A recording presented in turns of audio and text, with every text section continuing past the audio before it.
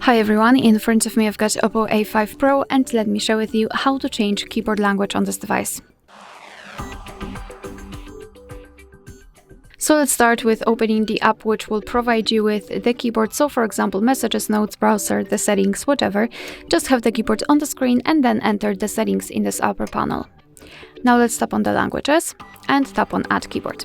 So here we've got the list of all available keyboards. You can scroll and find them or simply enter the name of it and tap on it after finding. Now you can choose the keyboard layout, so just mark the option and tap on Done.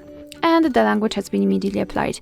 Before I'll show you how to remove the previous language or any other language, let me show you how to use the keyboard. So basically, after adding the language, you will have this globe icon, thanks to which you will be able to change the languages, the layouts. So right now we've got English, and after tapping on it, we've got the Urdu one.